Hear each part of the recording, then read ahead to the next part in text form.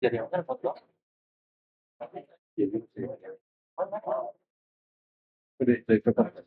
Ini dari provider. Ganti provider. Ini Nusa Tenggara.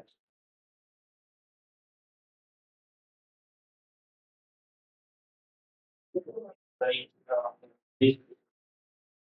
Assalamualaikum warahmatullahi wabarakatuh.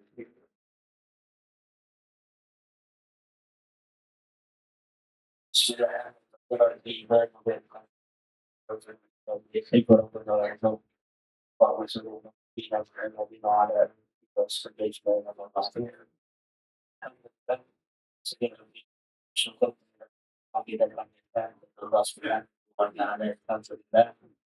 Pada kesempatan ini bagi Allah bersyukur dan semua berterima kasih untuk kembali lagi mau kembali sering masyarakat bahagia dan berfirman topik dan budayanya dan kita semua yang bersyukur di pagi yang mulia ini dan orang nanti mudah-mudahan berbaik dan kita jadi menjadi yang bermanfaat dan juga bisa selesaikan bermanfaat dan bersyukur yang sebenarnya.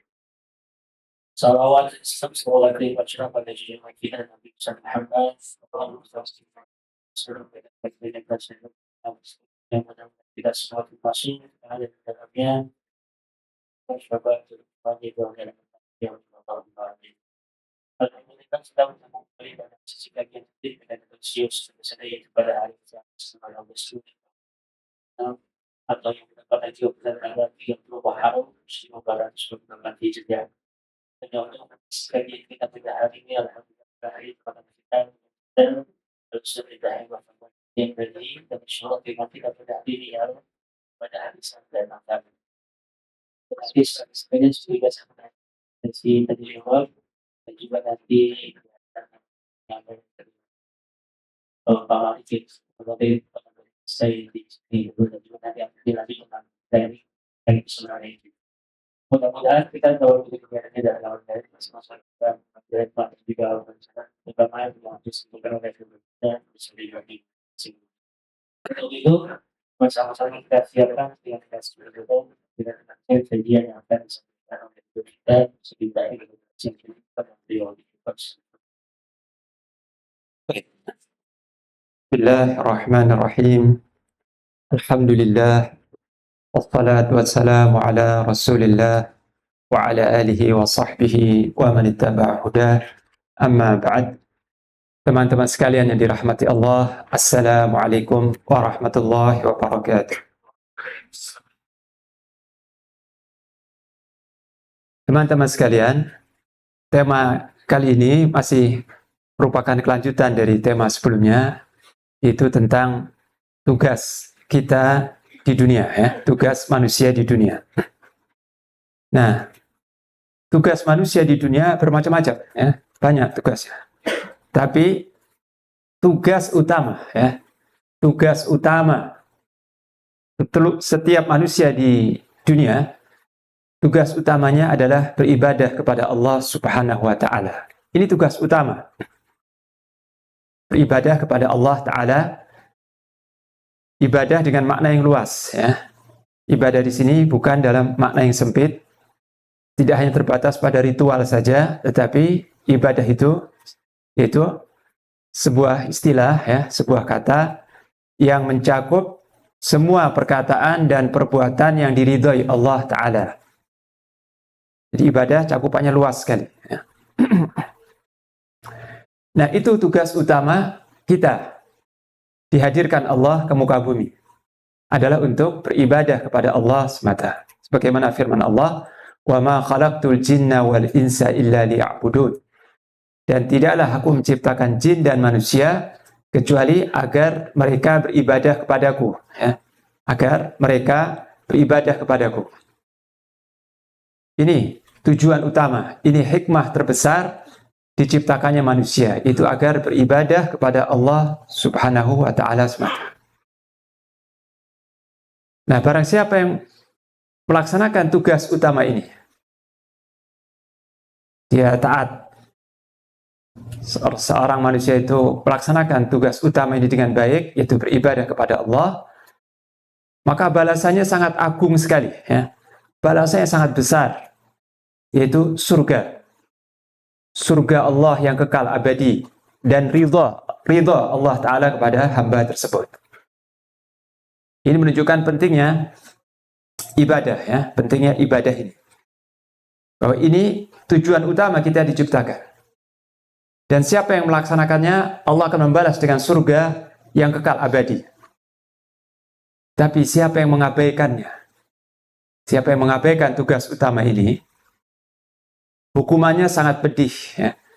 Hukumannya sangat berat sekali, yaitu dia akan mendekam di neraka selama-lamanya. Dia akan menjalani hidup kekal abadi di neraka jahanam selama-lamanya.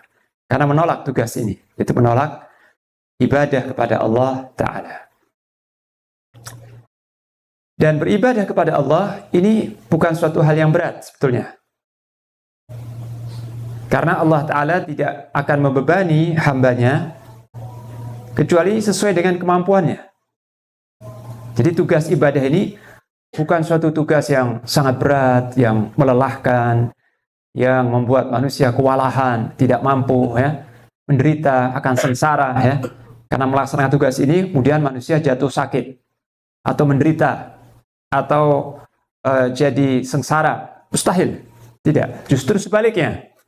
Sebaliknya, dengan melaksanakan ibadah ini, manusia akan sehat lahir batin, ya. Akan sehat, akan sejahtera, akan hidup tenang di dunia dan di akhirat, dan akan meraih kebahagiaan dunia dan akhirat. Dan ini kunci kebahagiaan dunia dan akhirat, yaitu melaksanakan tugas utama ini dengan baik, yaitu ibadah. Dan ini Allah yang menjamin. Barang siapa yang melaksanakan tugas ini, Allah akan memberikan kehidupan yang baik di dunia, hayatan thayyibah, kehidupan yang baik di dunia, dan kehidupan yang baik di akhirat. Janji Allah itu, ya.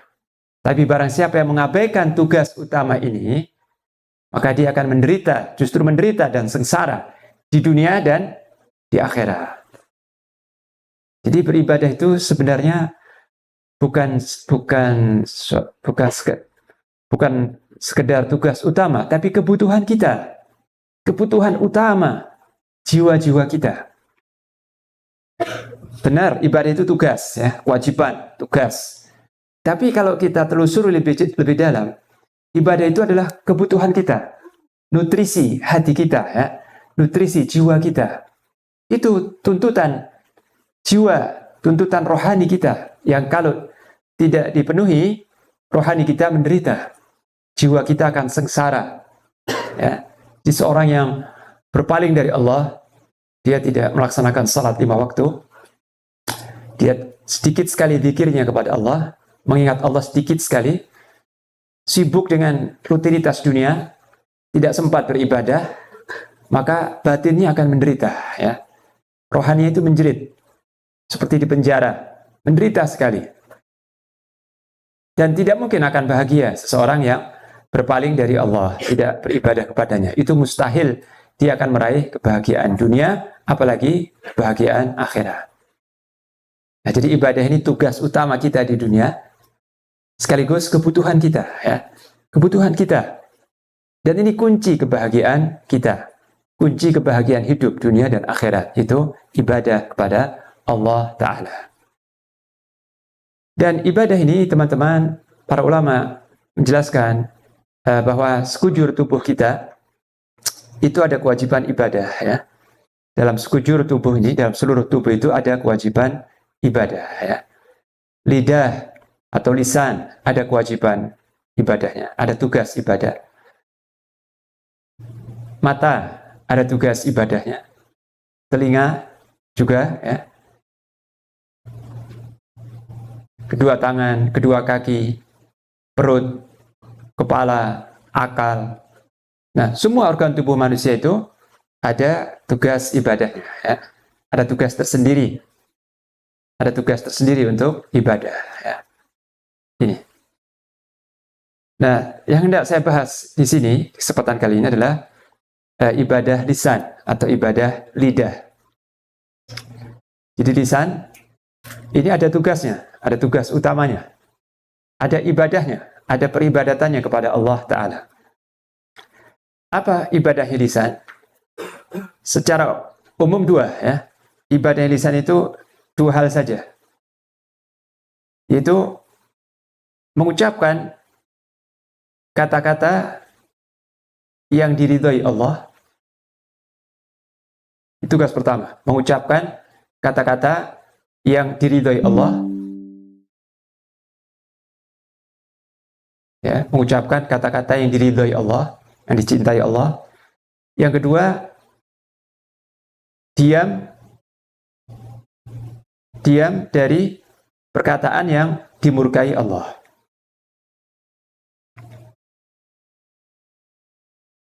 Tugas yang kedua adalah diam, artinya tidak berkata-kata, ya.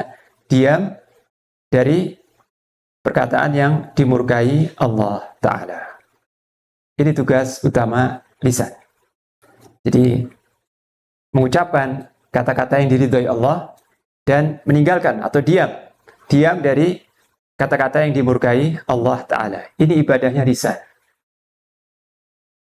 Nah, meskipun kelihatannya simpel dan sederhana, tapi ini sangat krusial sekali. Krusial artinya sangat menentukan keselamatan seorang. Sangat penting, ya, sangat penting sekali ibadah menunaikan ibadah lisan ini. Kenapa? Karena dalam sebuah hadisnya Rasulullah sallallahu alaihi wasallam bersabda, "Innal 'abda la yatakallam bil kalimah min ridwanillahi ta'ala ma yulqi laha balan yarfa'uhu Allahu biha darajat wa innal 'abda la yatakallam bil kalimah min sakhatillah la yulqi laha balan yahwi biha fi jahannam." Sesungguhnya, sabda Nabi ya, ada seseorang yang mengucapkan perkataan yang diridhoi Allah. Ya. Ada seseorang yang mengucapkan perkataan yang diridhoi Allah,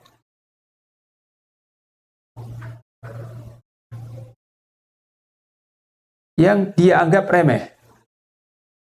Yang dia anggap remeh. Dia nggak menyangka ini perkataan ini besar pahala yang tidak. Ya. Ada seorang hamba mengucapkan perkataan yang diridhoi Allah,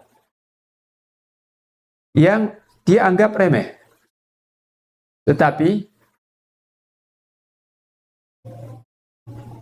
Allah mengangkat, ya. Tapi Allah mengangkat dengannya, dengan perkataan tadi ya. Tapi Allah mengangkat dengannya derajatnya di surga. Derajat ini tingkatan.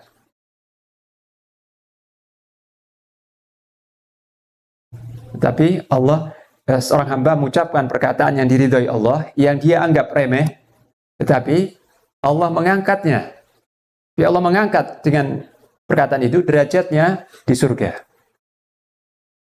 Dan sebaliknya, ya, lanjutan hadis itu, ada seseorang yang mengucapkan perkataan yang dimurkai Allah. Sebaliknya, ya, ada seseorang yang mengucapkan perkataan yang dimurkai Allah, yang dia anggap remeh, yang nggak menganggap ini besar dosanya, gitu ya, yang dia anggap remeh. Dengan sebab itu dia terjerumus atau tersungkur, ya, dia terjerumus ke dalam neraka jahanam.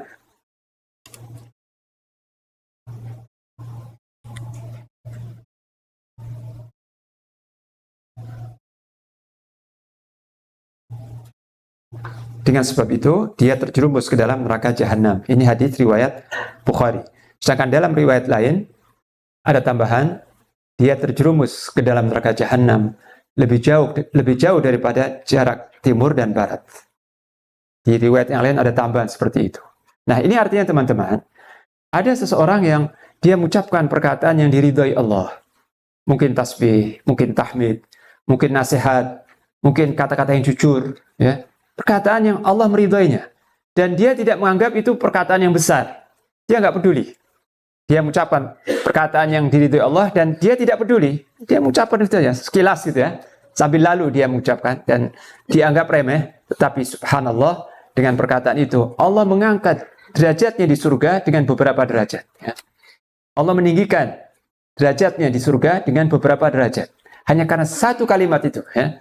Satu kalimat, satu ucapan, derajatnya naik di surga. Sekian derajat. Tingkatan itu naik di surga. Bukan karena haji, karena sedekah, karena ibadah. Karena satu kalimat.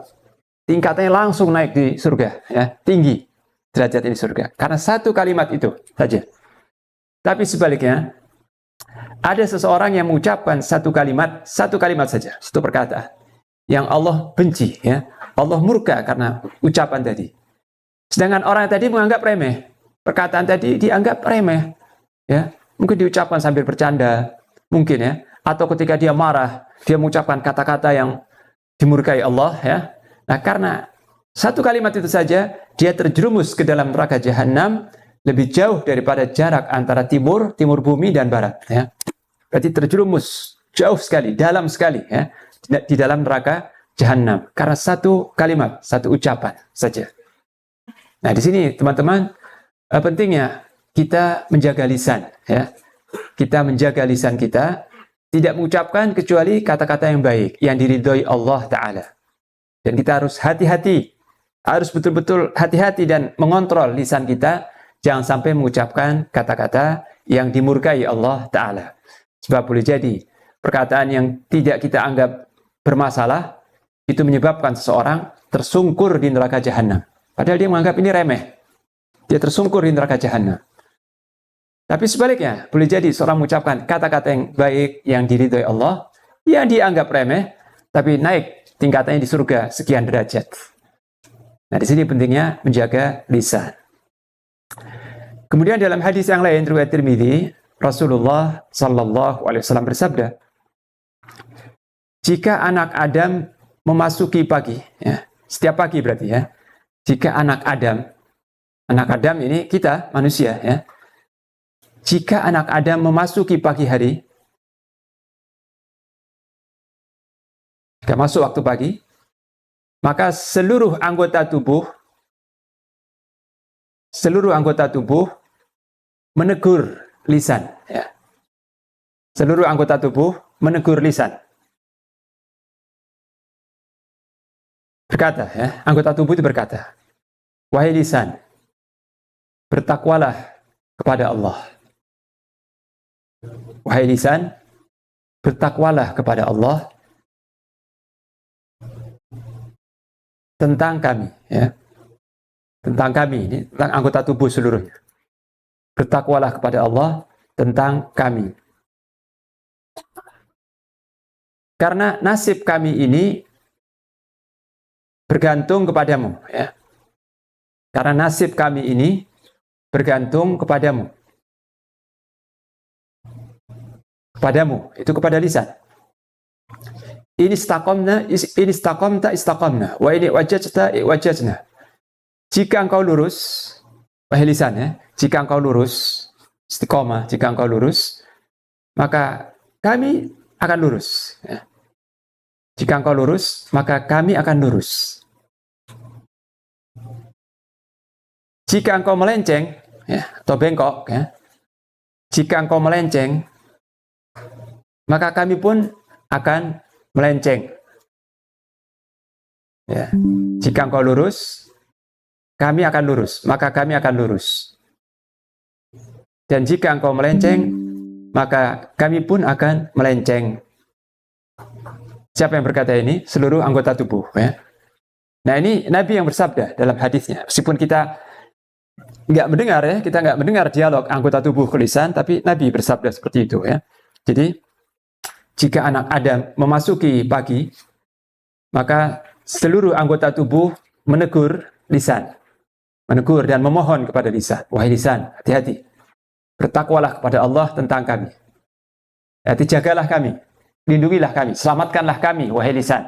Kata anggota tubuh, ya. Kata seluruh anggota tubuh. Jika engkau lurus, kami akan lurus. Jika engkau bengkok atau melenceng, kami akan melenceng.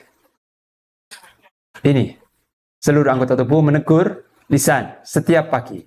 Nah, berarti lisan dan juga hati, ya.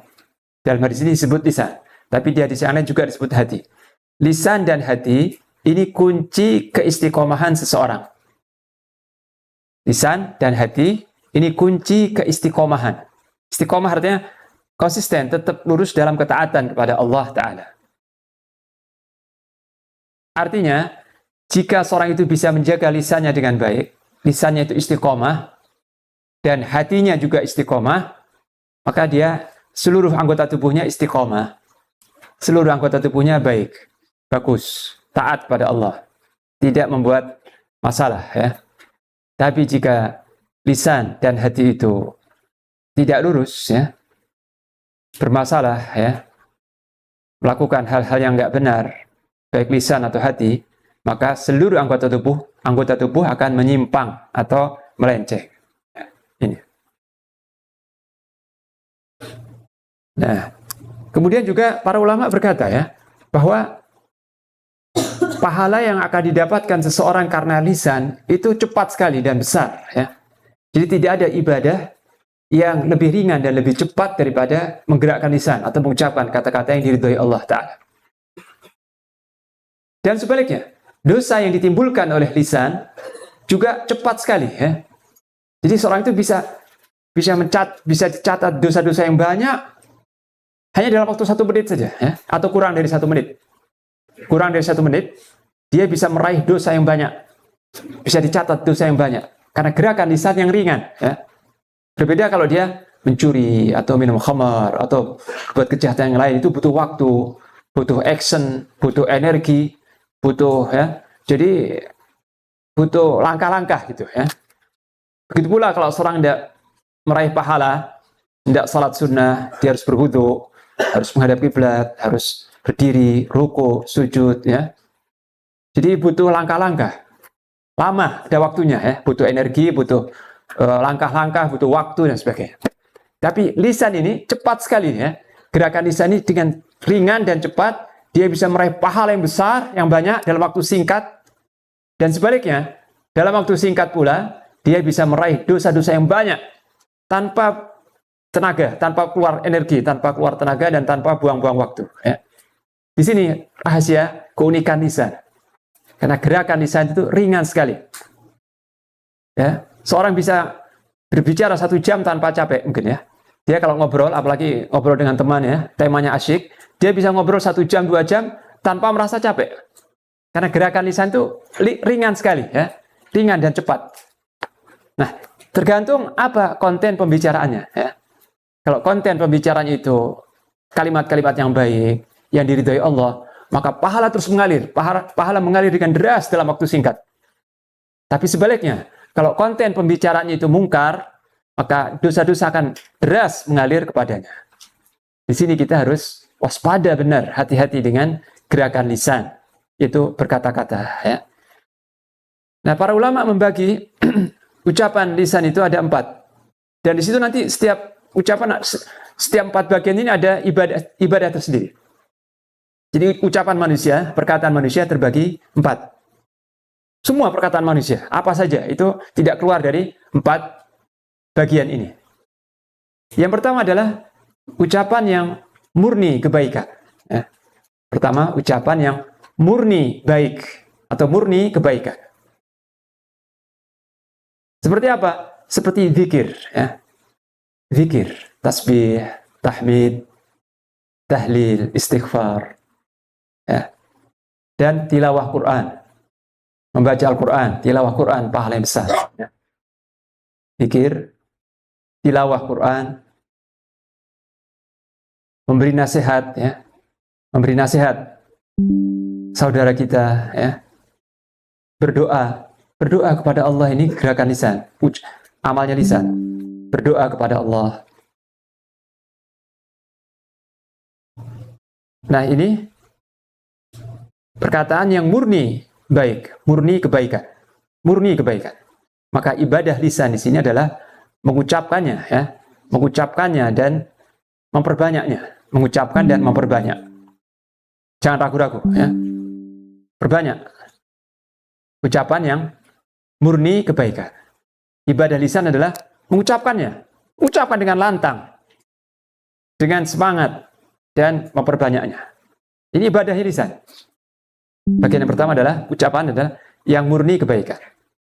Yang kedua, perkataan yang kedua adalah murni keburukan. Murni keburukan. Nggak ada baiknya. Ya, murni keburukan. Seperti apa? Ghibah, ya. Ghibah, membicarakan saudara kita, membicarakan saudara kita dari sisi keburukan, ya. Namimah. Namimah artinya mengadu domba. Kemudian bersaksi palsu.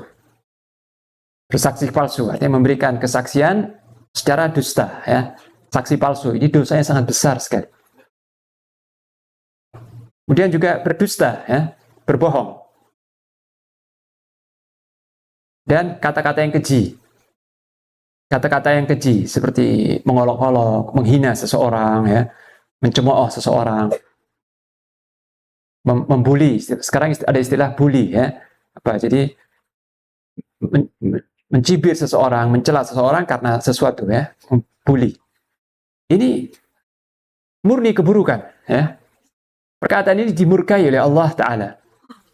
Murni keburukan. Dan ibadah lisan di sini adalah meninggalkannya. Di sini ada ibadah lisan. Apa? Meninggalkannya. Meninggalkan perkataan yang murni keburukan. Ini ibadah lisan. Meninggalkannya. Artinya tidak melakukannya.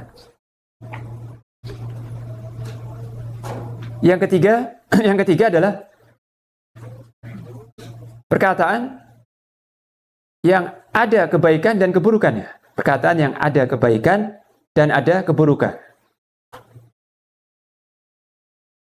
Perkataan yang ada kebaikan dan keburukan.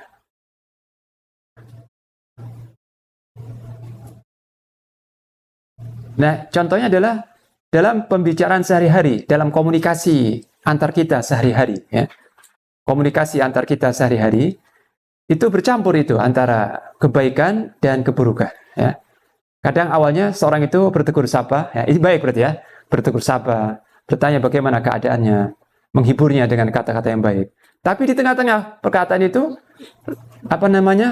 tiba-tiba ada unsur ghibah misalnya, ada unsur ghibah, atau ada unsur kata-kata yang menyakitkan hati kawannya. Tadi yang baik-baik, ucapan baik, tapi di tengah-tengah ada kata-kata yang menyakitkan hati. Tengah-tengahnya, ya. Nah, ini dalam banyak pembicaraan di antara manusia, komunikasi di antara manusia itu bercampur antara kebaikan dan keburukan. Kadang awalnya baik, awalnya itu baik, di tengah-tengah buruk. Kadang ada keburukan, tapi kemudian setelah itu dia minta maaf atau ada kebaikan. Bercampur, ya. Nah, ibadah lisan di sini adalah membedakan, teliti, ya, teliti dan menyaring, teliti dan menyaring dengan waspada, berhati-hati, ya, dengan kata lain berhati-hati. Jadi memikirkan, gitu, ya. Jadi kalau seorang itu yakin ucapan ini baik, diucapkan. Kalau mengandung keburukan, ditahan, ya. Ini, jadi dalam pembicaraan sehari-hari kita harus hati-hati, jangan bicara seenaknya saja, bicara semaunya, tanpa kontrol, tanpa difikirkan, hati-hati, ya. Karena dalam pembicaraan di antara manusia itu terkadang bercampur antara kebaikan dan keburukan. Maka ibadah lisan di sini adalah membedakannya, ya, menyeleksi, teliti. Jadi hanya mengucapkan kata-kata yang baik dan berhenti ketika terlintas untuk mengucapkan kata-kata yang buruk. Ini yang ketiga. Perkataan yang bercampur antara kebaikan, ada kebaikan dan ada keburukan. Ya, ini. Yang keempat adalah perkataan yang mubah. Mubah itu artinya boleh-boleh saja, ya. Perkataan yang boleh, tapi tidak perlu. Perkataan yang boleh, tapi tidak perlu atau tidak bermanfaat. Para ulama mengistilahkan dengan fudul, ya. perkataan yang berlebihan, kata-kata yang berlebihan dan nggak ada manfaatnya itu diistilahkan dengan fudul. Fudul artinya sesuatu yang nggak bermanfaat itu. Ya. Dan ini tidak berdosa, tapi juga tidak berpahala. Ya. Nggak ada dosanya, tapi juga nggak ada pahalanya. Seperti apa? Seperti seorang yang berbicara tentang tema-tema yang tentang harga-harga pasar, tentang model-model baru sepatu, ya, tentang model-model baru HP, dan sebagainya. Ya. Atau pembicaraan tentang mana tempat-tempat kuliner yang enak. Ya. Jadi pembicaraan yang sifatnya duniawi, ya, pembicaraan yang sifatnya duniawi, yang asyik gitu ya, kadang orang asyik bicara seperti itu, tapi tidak sampai ada unsur keburukan, tidak ada unsur dosanya, tidak ada ghibah, tidak ada namimah, tidak ada bohong, ya, cuma ngobrol saja, ngalor ngidul, ya, kesana kemari bicara terus tanpa ada manfaatnya. Itu sering kita dapati, ya, kalau seorang itu nggak ada kesibukan, nggak ada target kerja yang jelas, sedang kosong, ingin santai, kadang dia ngobrol tentang tema-tema yang tidak ada manfaatnya, ya. Apalagi tentang masalah Piala Dunia, ya, ini Perancis, Inggris. Jadi bicara soal kesana kemari yang itu tidak bernilai dzikir, tapi juga tidak mengandung dosa. Ya, ini perkataan yang sifatnya mubah tapi tidak bermanfaat. Nah, ibadah lisan di sini ada ibadah lisan. Ibadah lisan di sini adalah berhenti. Berhenti artinya meninggalkannya juga. Meskipun nggak berdosa, ya, tapi ditinggalkan. Tinggalkan karena waktu itu berharga, ya. Daripada seorang itu sibuk ngobrol soal siapa pemenang Piala Dunia, yang nggak perlu seperti itu. Kalau dia duduk sejenak zikir, pahalanya luar biasa, kan begitu, ya. Jadi kalau seorang itu sibuk dengan hal yang sia-sia, dia kehilangan momentum, dia kehilangan waktu untuk meraih pahala, ya, itu. Ini teman-teman, ya. Jadi seorang Muslim dituntut untuk berbicara seperlunya, mengkonsumsi makanan minuman seperlunya, hiburan seperlunya, ya seperlunya saja, ya. Seperlunya supaya dia bisa melanjutkan kehidupan dengan normal, ya. Makan dan minum butuh tapi seperlunya. Berlebihan dalam makan, berlebihan dalam minum, berlebihan dalam bergaul, dalam tidur, dalam berbicara, ini akan membuat kerasnya hati, membuat bekunya hati, ya. Nah, seorang yang banyak ngobrol sana kemari, nanti kalau mau zikir berat sekali, ya, karena hatinya beku, ya, beku. Mau tilawah Quran malas, mau bangun malam susah, karena dia sibuk zikir, sibuk ngobrol sana kemari, sibuk nonton. Nah, berlebihan dalam hal-hal seperti itu membuat qaswatul qulub, kerasnya hati. Maka seorang Muslim atau ibadah lisan terkait dengan ucapan adalah meninggalkannya atau berhenti. Nah, jadi saya ulang lagi, ada 4 macam perkataan manusia, ya. Yang pertama, murni kebaikan. Nah, ibadah lisan di sini apa? Mengucapkannya, ya. Mengucapkan dan memperbanyak. Yang kedua, murni keburukan. Nah, ibadah lisan di sini apa? Meninggalkannya. Yang ketiga, perkataan yang bercampur, ada unsur kebaikan, ada unsur keburukan. Ada unsur kebaikannya, ada unsur keburukan. Nah, yang seperti ini ibadah lisan adalah menyeleksi dan hanya mengucapkan yang jelas kebaikannya dan menahan diri diam dari perkataan yang mengandung unsur keburukan. Yang ketiga, yang keempat, perkataan yang mubah tetapi tidak bermanfaat, ya. Mubah artinya boleh. Perkataan yang boleh-boleh saja tapi tidak ada manfaatnya, baik manfaat dunia atau akhirat. Kalau ada manfaat dunia, bagus. Seorang berbicara tentang sesuatu yang itu bermanfaat bagi dunianya, ya, tentang manajemen, tentang ilmu dunia dan sebagainya, itu bagus, tidak masalah, ya. Tapi perkataan yang tidak ada manfaatnya, baik manfaat dunia ataupun akhirat, maka ibadah lisan di situ adalah zuhud, yakni berhenti atau meninggalkannya. Ini 4 macam perkataan manusia, tidak keluar dari 4 macam, dan setiap macam itu ada ibadah tersendiri bagi lisan, ya. Ada ibadah tersendiri bagi lisan. Kemudian teman-teman, ya, sebagian ulama menjelaskan, ya, bahwa tidak ada ibadah yang lebih ringan dan lebih besar perolehan pahalanya selain dari zikir, ya. Zikir ini juga luas. Membaca Al-Quran zikir, berdoa zikir, Memberikan nasihat, zikir.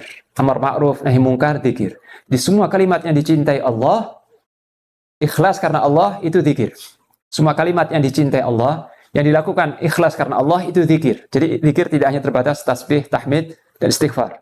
Tapi kalau seorang menyampaikan ilmu, memberi nasihat kepada saudaranya, menyuruh kebaikan, mencegah dari yang mungkar, berdoa kepada Allah, ya, itu semua termasuk zikir. Nah, Ibnu Qayyim menjelaskan contohnya, ya. Satu contoh, ya. Jika seorang itu mengucapkan kalimat La ilaha illallah wahdahu la syarika lah, lahul mulku wa lahul hamdu wa huwa ala kulli syai'in qadir. 10 kali, ya. 10 kali. Maka dicatat baginya pahala seperti memerdekakan 4 orang budak. Pahalanya seperti memerdekakan 4 orang budak. Padahal memerdekakan 1 budak, ya, ini fadilahnya adalah menebus seseorang itu dari neraka. Jadi siapa yang memerdekakan seorang budak, maka Allah akan menjadikan budak itu tebusan baginya dari neraka. Artinya dia akan selamat dari neraka. Bukan berarti budak itu masuk neraka, bukan, ya. Tapi seorang yang memerdekakan budak, maka seakan-akan dia telah menebus dirinya dari neraka. Dia bebas dari neraka. Dan seorang budak itu harganya mahal, ya. Dan alhamdulillah kita nggak mengalami masa perbudakan, ya. Tapi di Amerika dulu ada perbudakan dan belum lama, baru 2 abad ditinggalkan. 1 budak itu harganya bisa seperti 1 rumah atau 2 mobil dan sebagainya. Jadi budak itu mahal sekali. Nah, dengan seorang itu duduk mengucapkan La ilaha illallah wahdahu la syarikalah lahul mulku wa lahul hamdu wa huwa ala kulli syai'in qadir 10 kali, pahalanya seperti memerdekakan 4 orang budak. Luar biasa, ya. Seperti memerdekakan 4 orang budak. Luar biasa. Ini. Demikian juga kalau seorang mengucapkan subhanallah wa bihamdi 1 kali, maka akan ditanamkan baginya 1 pohon kurma di kebun-kebun surga. 1 pohon kurma, itu 1 kali. Kalau dia mengucapkan 10 kali, 10 pohon kurma, ya. Padahal kalau kita tidak menanam pohon di dunia, kita harus punya lahan. Nggak mungkin kita nanam tanpa punya lahan, ya. Kita harus punya lahan. Kita harus beli bibit, ya, beli benih. Kita harus menggali, menanam, memberikan pupuk, menyirami, bersabar, menunggu. Itu pun belum tentu berhasil nanti. Atau ada yang berhasil, ada yang tidak. Butuh biaya, butuh waktu, butuh tenaga, ya. Tapi kalau seorang itu ingin menanam pohon di surga yang kekal abadi, pohon itu cukup dengan 1 kalimat, subhanallah wa bihamdih. Kalau dia ingin punya 100 pohon korma, ucapkan 100 kali, ya. Subhanallah, ya. Mudah sekali ini. Oleh karena itu, ketika Nabi kita Mi'raj ke langit, Isra Mi'raj, beliau bertemu dengan Nabi Allah Ibrahim alaihissalam di langit ke-7, ya. Di langit ke-7 beliau bertemu dengan Nabi Ibrahim alaihissalam. Lalu Nabi Ibrahim berkata kepada Rasulullah, kepada Nabi kita sallallahu alaihi wasallam, wahai Rasulullah, sampaikanlah salamku kepada umatmu. Jadi Nabi Ibrahim titip salam kepada Nabi untuk kita, ya. Dan Rasulullah sudah menyampaikan salam itu. Maka kita menjawab, ya. Wa alaika ya Khalilallah assalam. Kemudian Nabi Ibrahim berkata, sampaikan kepada umatmu, wahai Nabi Muhammad, bahwa surga ini penuh dengan lahan-lahan yang subur dan luas. Di surga ini, tanah-tanahnya subur dan lapang sekali. Dan tanamannya, pohonnya, tanamannya adalah ucapan subhanallah, walhamdulillah, wala ilaha illallah, wallahu akbar. Jadi siapa yang mengucapkan 4 kalimat ini, subhanallah, walhamdulillah, wala ilaha illallah, wallahu akbar, akan ditanam 1 pohon di surga. Pohon yang dia sukai, mungkin jeruk, mungkin mangga, dan sebagainya. Tidak mesti pohon kurma. Jadi tanaman di surga itu cukup dengan kalimat-kalimat thayyibah tadi, ya. Semakin banyak seorang mengucapkan, semakin banyak pohon-pohonnya di surga. Ini, ya. Juga dalam hadis yang lain, Nabi bersabda, ya, maukah aku beritahu kepada kalian suatu amal yang itu paling dicintai oleh Allah dan paling meninggikan derajat kalian, dan lebih baik daripada kalian menginfakkan emas dan perak. Jadi zikir pahalanya lebih besar dari sedekah emas dan perak. Sabda Nabi, maukah aku tunjukkan pada kalian amal yang paling dicintai oleh Allah dan paling meninggikan derajat kalian. Dan itu lebih baik daripada engkau berinfak emas dan perak. Dan lebih baik daripada engkau bertemu dengan musuh di medan perang, lalu engkau membunuhnya atau engkau terbunuh. Itu lebih utama daripada berjihad di jalan Allah, daripada berinfak emas dan perak. Para sahabat berkata, tentu wahai Rasulullah, kami mau diberitahu. Maka Nabi bersabda, zikrullah, berzikir menyebut nama Allah, ya. Berzikir menyebut nama Allah. Ini pahalanya lebih utama, lebih besar daripada berinfak emas dan perak, daripada berjihad di medan perang hingga terbunuh, syahid, atau membunuh musuh. Dan amal ini paling meninggikan derajat kalian, ya, yaitu berzikir, zikrullah. Ini. Jadi dengan kalimat-kalimat yang dicintai Allah tadi, seperti zikir, tasbih, tahmid, membaca Al-Quran dan sebagainya, seorang bisa meraih pahala yang besar, yang banyak dalam waktu singkat. Dengan mudah sekali, tanpa biaya, tanpa keluar biaya, tanpa susah-susah. Ya. Tapi sebaliknya teman-teman, sebaliknya, dengan kata-kata yang dimurkai Allah, seorang bisa mengantongi dosa yang sangat banyak dalam waktu singkat dan tanpa susah payah. Ya. Dengan seorang itu ghibah, mencela, mengolok-olok seorang muslim, atau tidaknya yang lebih berbahaya, mengolok-olok suatu hukum dari, mengolok-olok salah satu dari hukum Allah Ta'ala. Mengolok-olok salah satu dari hukum Allah. Nah, kalau yang terakhir ini membuat dia kafir, membuat dia murtad. Bukan cuma berdosa, dia murtad. Ya. Jadi seorang yang mengolok-olok tentang masalah jilbab misalnya, ya. Apaan itu jilbab? Ya? Itu pakaian Arab misalnya. Ya. Itu tradisi kuno misalnya. Dia bercanda dengan mengolok-olok salah satu hukum Islam. Nah, ini membuat seorang itu murtad. Bukan berdosa lagi, murtad. Keluar dari Islam. Mengolok-olok adzan misalnya, ya. Adzan ini apa misalnya, ya. Mengolok-olok puasa. Atau apa saja. Mengolok-olok sesuatu yang itu bagian dari Islam. Dan itu dia tahu, ya. Mengolok-olok sesuatu dari hukum Islam yang dia tahu itu hukum Islam. Maka ini membuat seorang muslim jadi murtad. Na'udzubillahi min dzalik. Ya. Atau mengolok-olok salah seorang rasul, salah seorang nabi, ya. Mencela atau merendahkan, mengolok-olok salah seorang nabi di antara nabi-nabi Allah. Siapa saja, nabi siapa saja. Ini juga membuat seorang itu murtad. Ya. Atau mengolok-olok malaikat, ya. Bercanda sehingga mengolok-olok malaikat. Ini pun juga membuat seorang itu murtad. Na'udzubillahi min dzalik. Juga mencela Allah. Nah, ini lebih berbahaya lagi, ya. Kalau mencela Rasul itu murtad, apalagi mencela Allah. Mencela Allah. Na'udzubillah min dzalik, ya. Ini. Nah, jadi lisan ini dengan mudah, dengan singkat bisa membuat seorang itu terjerumus dalam neraka jahanam lebih jauh daripada antara jarak timur dan barat, ya. Ini ibadah lisan, teman-teman, ya. Ada 4 macam tadi sudah saya singgung. Nah, yang berikutnya ibadah akal, ya. Ibadah akal. Ibadah akal ini juga tidak kalah penting, ya, karena akal ini organ yang paling istimewa di tubuh manusia, ya. Akal ini organ yang paling istimewa. Maka ada ibadahnya tersendiri. Ada ibadah tersendiri, akal. Apa ibadahnya akal? Ibadahnya akal diantaranya adalah berusaha memahami atau mentadaburi ayat-ayat Allah, ayat-ayat Al-Quran maksudnya, ya. Berusaha memahami ayat-ayat Al-Quran. Dalam kurung tadabbur, ya. Tadabbur artinya berusaha memahami, menjiwai ayat-ayat Al-Quran. Ini ibadah akal. Juga termasuk ibadah akal adalah memikirkan tentang kesempurnaan ciptaan Allah di alam semesta, ya. Memikirkan tentang bertafakur, memikirkan tentang kesempurnaan ciptaan Allah di alam semesta. Termasuk diri kita, ya. Manusia termasuk ciptaan Allah, ya. Nah, jika seorang itu memikirkan tentang sempurnanya tubuh manusia, ya. Sempurnanya sistem-sistem yang ada dalam tubuh manusia, sistem peredaran darah, sistem pencernaan, sistem syaraf, sistem otot, ya. Bagaimana tubuh manusia itu diciptakan Allah sedemikian rupa, ya, sesempurna mungkin. Nah, kalau seorang mau merenungkan dan memikirkan, ini ibadahnya akal, ya. Dan ini juga pahala yang besar.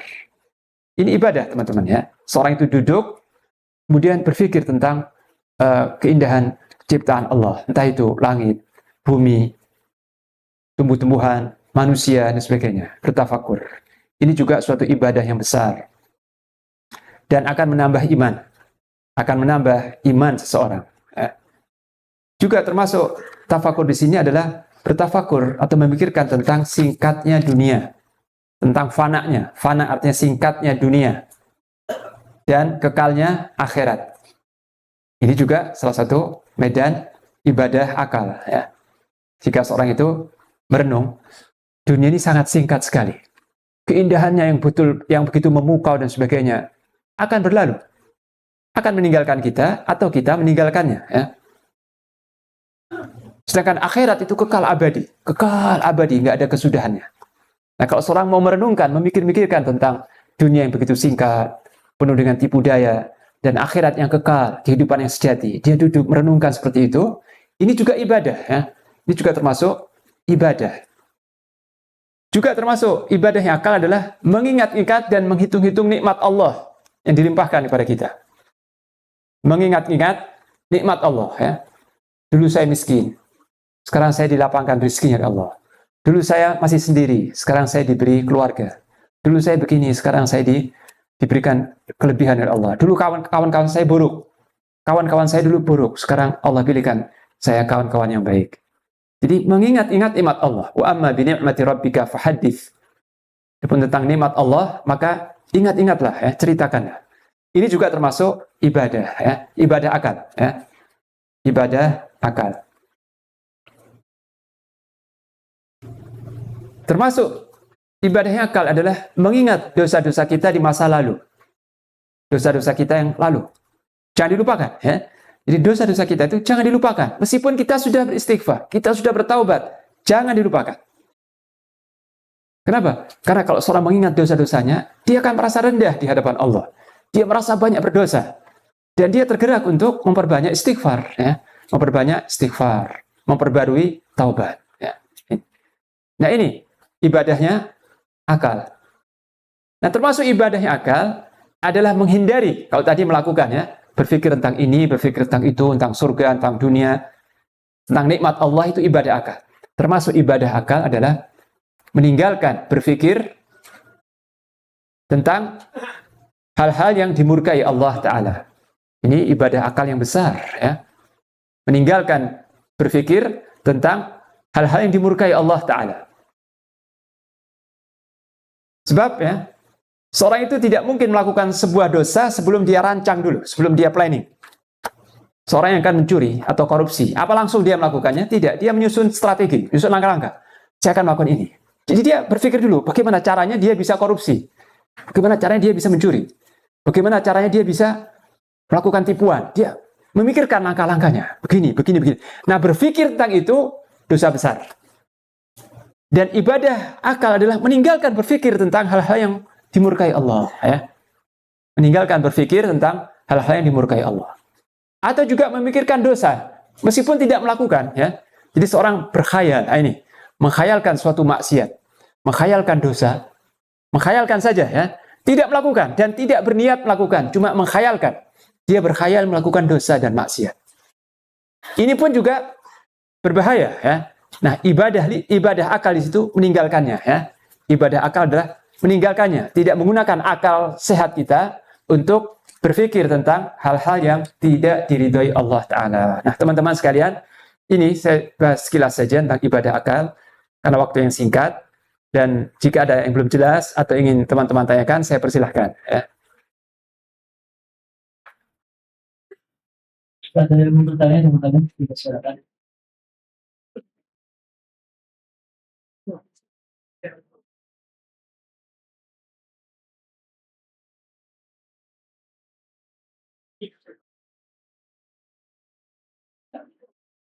Assalamualaikum